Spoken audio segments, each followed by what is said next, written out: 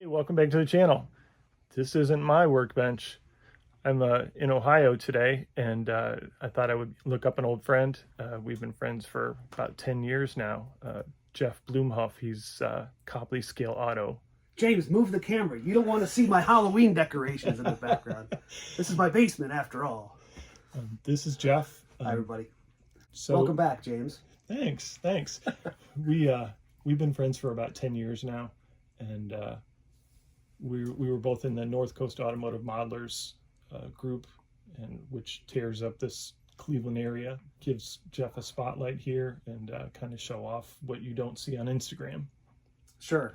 Yeah, being that Instagram seems to be my preferred, I guess, outlet for sharing stuff. It's an unfinished portion of my basement where I set up camp. After I met James and our other friend Mike, I learned the importance of a paint booth. You guys had a Pace paint booth, so I had to run out and get one right away. If you guys aren't familiar with Pace, I know he manufactures spray booths out of Perrysburg, Ohio. Yeah, right, Ohio. And they're not cheap, but I just figured if this is something I want to do year round, and if I really want to get good at airbrushing, then this is the only way. And it evacuates pretty good. Yeah, absolutely. So Jeff, show me what you're working on. So what am I working on now? So right now, I've got, probably my priority would be a kit from Alpha Models, if you're not familiar with them, from Japan. But Alpha Models makes some pretty intricate 3D printed masters, I guess they're resin kits, of a lot of modern supercars and hypercars. So this is the Lamborghini Centenario. 770. I would probably say Centenario, but hey, you got it. Tomato, right?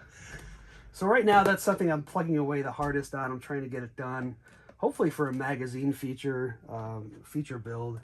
Magazine? Fine Scale Modeler. Perhaps you've seen that magazine. What, you write articles for Fine Scale Modeler? Yeah, so everybody's sad that I guess that Scale Auto has sort of ceased to exist, and that Fine Scale Modeler is trying to pick up the pieces or try to include automotive stuff.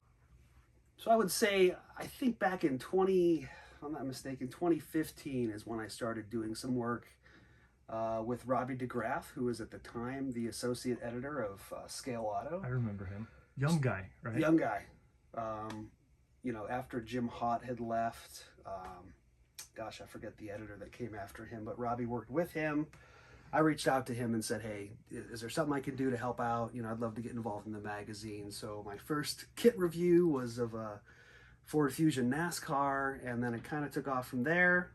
So fast forward to today, and as you know, Fine Scale Modeler is sort of the only Kalmbach publishing. Right. You know, I'm trying model to say. cars, not really. Yeah. I would say since Scale Auto is no longer, you know, in publication, Fine Scale Modeler is doing a good job of trying to include automotive Right. in their monthly publication. Right. So show me this car, man. Yeah, absolutely. So the body has just been kind of a really intricate paint job, and it's kind of trying at times. It's got a carbon fiber roof and a couple carbon fiber accents. That pink is something else, man. Pink, sure. So I really like to use Model Car World lacquer paints. Gotcha. And so that's what that is. The pearl, I guess the pearly purple color on the rear end of the car is from Splash Paints. Oh, cool, cool. And then just the base pearl color of the white is just a Tamiya color. So nice. It's kind of a Frankenstein of colors, and we're still just plugging right along, trying to photograph things. Wow. Look at that. I bet that was a lot of work. Absolutely. A lot of Tamiya tape and a lot of silly putty. That's all carbon fiber, right? That particular is not carbon fiber yet. Not yet. I kind of left the operating. Well, I have to draw the line somewhere. So obviously the roof and this sort of engine shell panel are covered. Right. But I've kind of got a deadline, so I got to kind of make some, you know, sacrifices. Right. But if anybody doesn't know about using silly putty for masking things, it's a fantastic kid's toy. Right. I don't know if you use this or not, but I mean, no, I don't. You know, one of these is I think $1.09 at the But it holds up to lacquer. Oh, absolutely. It's just, you know, if there's a certain area you can't get into with masking tape, I recommend using silly putty. You know, plug it in there, use a toothpick to kind of poke it into the crevices and the nooks and crannies. Spray your color and then pull it off and throw it away. It's cheap and fun and easy. So That's your tip, man. I That's would your give tip. I would credit that tip to Bob Downey, I think for a Scale Auto article from 15 years ago. But I do recommend it. So Good yeah, stuff. that's what I'm working on now. James, you and I have talked about. I use like a production sheet to kind of keep balance, and it's probably Right? crazy. But every quarter, I update this sheet. I have A's, B's, and C's.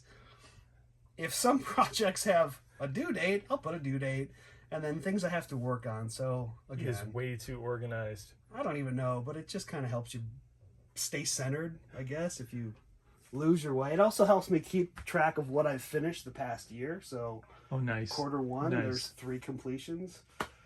So that's a big part of my space. A lot of MCW paint, a picture of my wife when she was a kid, Sarah, and then Parts. yeah, parts, lots of hangers. I could probably always use more. More paints up there too. More Wow. paints up there. Surrounded by kits. I'm trying to not become such a kit collector. I've actually done better this year. I haven't bought as All the way up much. there. Mostly a lot of muscle cars.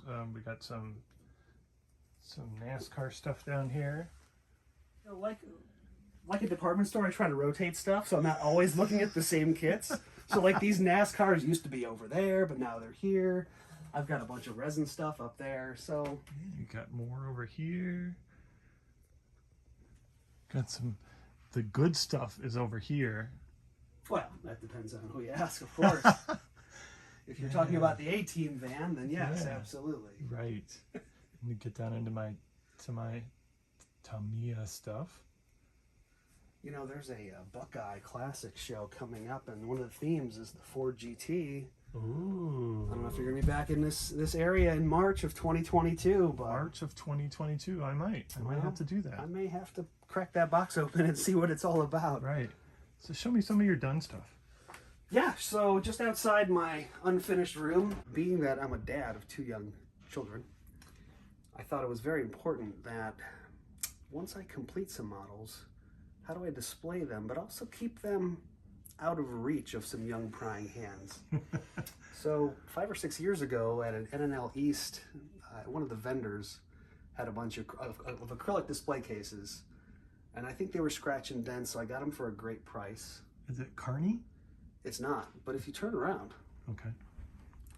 I've since invested in some larger ones from Carney Plastics. I like the Carney ones. So I definitely recommend Carney Plastics, Youngstown, Ohio, good Ohio company. Another Ohio company. Yeah, and I hate to say it, they're like 45 minutes away, so I'll place an order, and a go week pick it later I go pick them up. So these are actually, for what it's worth, I needed a case that held vans because I like to build 70s custom vans. Right, right. So 124th or 125th.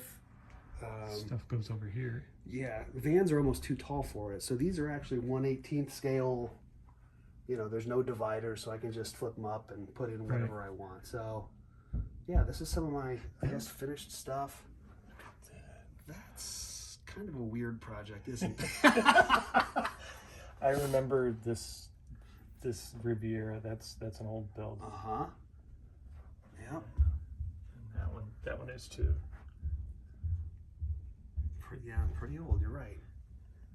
That's something I did recently for the Fine Scale Modeler website only, I believe. I don't think it made it to print, but it's a review of the newest Revell. And again, it's a re-release, but a Revell Chevy custom van. I remember this. This is an odd color for that car, if I remember right. True, I think that's Big Bad Blue. Big Bad Blue, AMC color. Hudson. Very cool. Yeah, I've always looked up to you, Jeff. You nailed it. Seems like when you joined the club, we kind of took you under our wing and showed you a few things, and you just ran with it, man. I would agree with that. I appreciate it. I miss those days of. We would get together and go to Mike's basement and Right. shoot some clear, and yeah, the teacher became the student. I just think you got to keep having fun with it. Now, if you were to ask me what is my favorite build of all mine, I kind of come back to this 68 Charger. I just feel like when Fireball Model Works released those sort of stockish hubcaps, Yeah. I don't know. I just think it's a fun build. See, I'm happy about this GTX. Oh wow, okay. That's one of my I favorites. appreciate that. You know, you killed me with these Mopars. I used to be Mopar builder, and I used to build a lot of Mopars. And then Jeff came to town and just spanked my butt. Oh yeah, right. Jeff stepped away for a second so I can really get a look at these models.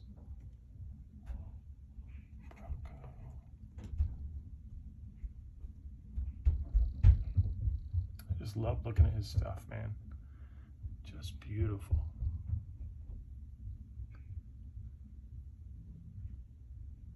Can you see why I wanted to come and interview him? Just gorgeous.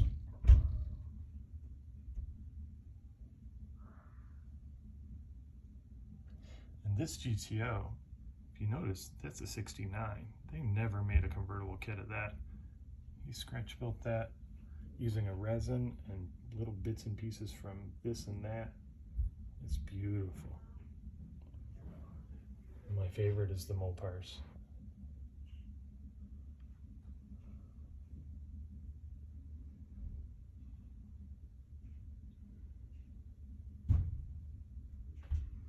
And a Camaro.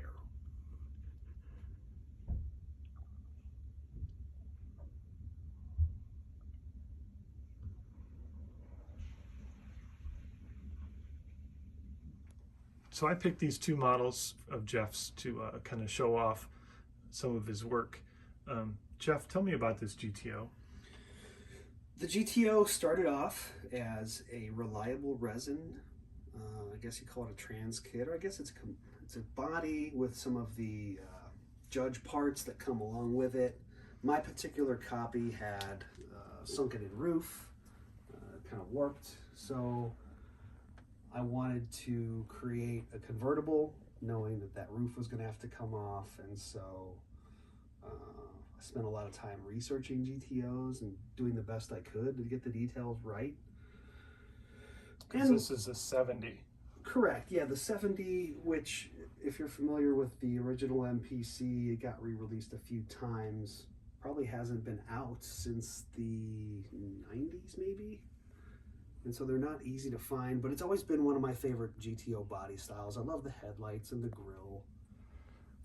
And I also just kind of love like unique color combinations and options. So I tried to make it, yeah, sure.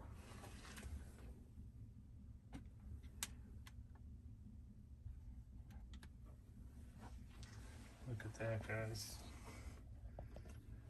And if we're talking about the magazine, then I should probably mention that this car was featured in a recent Kalmbach Publishing book. It was Fine Scale Modelers, Muscle Cars, Pro Touring, and Resto Mods. And I maybe butchered that title.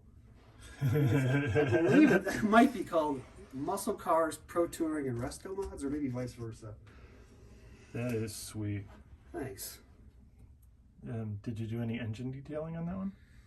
You know what? I know I took the engine from Revell's 68 Firebird because, well, quite frankly, I think because Tim Boyd said that that was the most accurate 400 in kit form.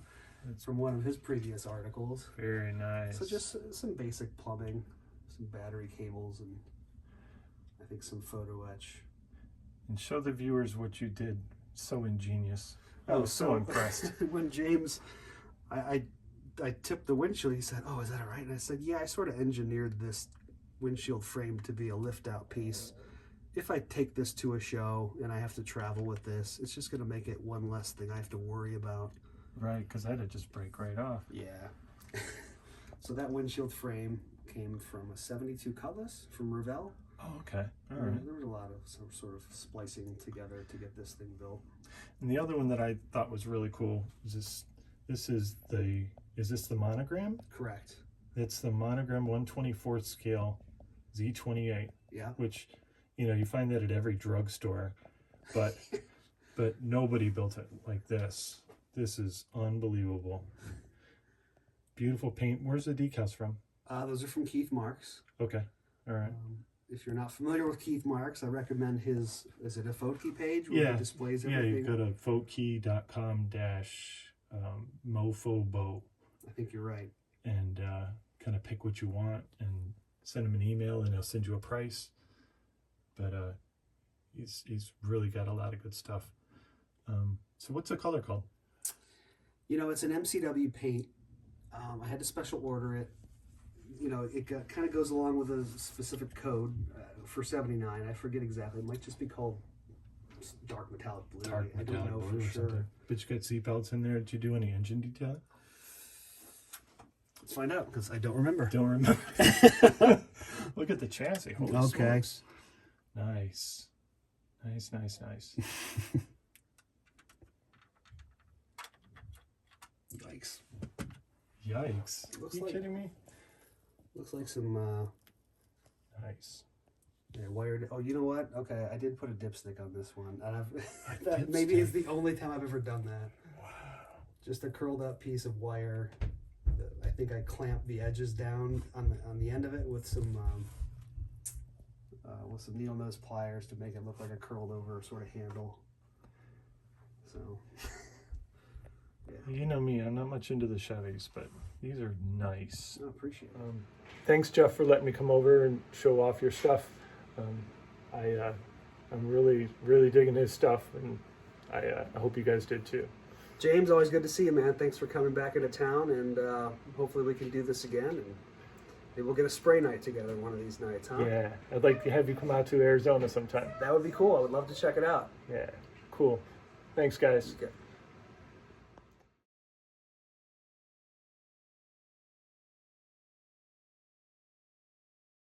Wow. And we can just try to be natural, right? Try to be natural.